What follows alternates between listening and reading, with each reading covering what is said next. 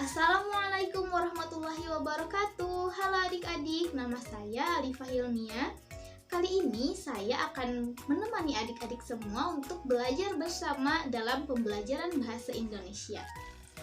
Kali ini kita akan belajar tentang teks deskripsi. Nah, adik-adik, ada yang tahu tidak apa itu deskripsi? Pernah dengar? Coba ingat-ingat, pernah tidak adik-adik misalnya menceritakan tentang barang kesayangan atau hewan peliharaan kesayangan pada teman? Misalnya adik-adik punya kucing namanya Mochi. Lalu adik-adik bercerita ke temannya, Hei, aku punya kucing, nama kucing aku Mochi. Dia punya bulu warnanya belang-belang hitam putih. Lalu dia sukanya makan ikan asin. Dan dia suka malas-malasan kalau pagi-pagi. Susah banget misalnya diajak main. Nah, itu tanpa kalian sadari sebenarnya itu adalah kegiatan mendeskripsikan sesuatu. Jadi, menurut kalian deskripsi itu apa sih? Coba dari yang tadi dicontohkan, deskripsi itu apa sih? Teks deskripsi adalah teks yang memaparkan sesuatu secara spesifik sehingga pembaca atau pendengar seolah-olah melihat atau merasakan langsung apa yang digambarkan atau dipaparkan dalam teks tersebut.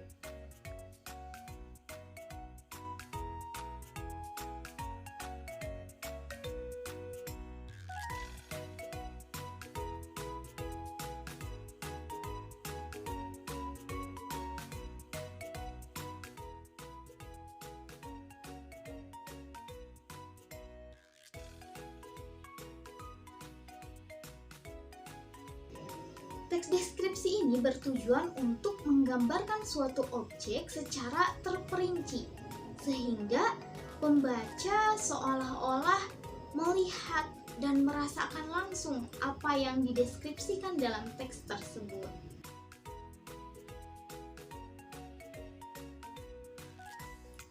Berdasarkan objek yang dideskripsikan, teks deskripsi ini biasanya menjelaskan objek-objek yang khusus.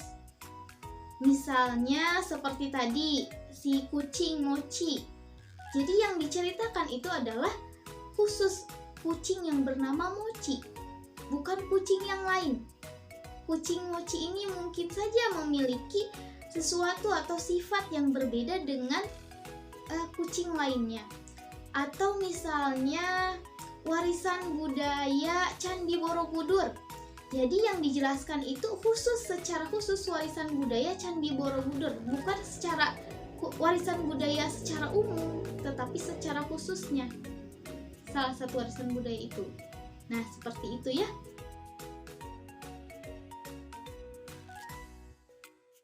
Lalu ada ciri berdasarkan isi. Jika kita perhatikan isi dari teks deskripsi, kita akan melihat bahwa di sana isinya diceritakan secara terperinci per bagian-bagiannya. Lalu diceritakan secara konkret. Misal, pantai yang indah. Indahnya itu seperti apa? Diceritakan. Indahnya itu misalnya terdapat batu karang yang berwarna-warni misalnya, atau terdapat hamparan pasir yang putih atau dan lain sebagainya. Pokoknya diceritakan secara terperinci atau secara konkret. Lalu yang terakhir itu mengandung kata-kata yang personal dan mengandung emosi. Seperti kucingku yang imut atau ibuku yang tangguh dan lain sebagainya.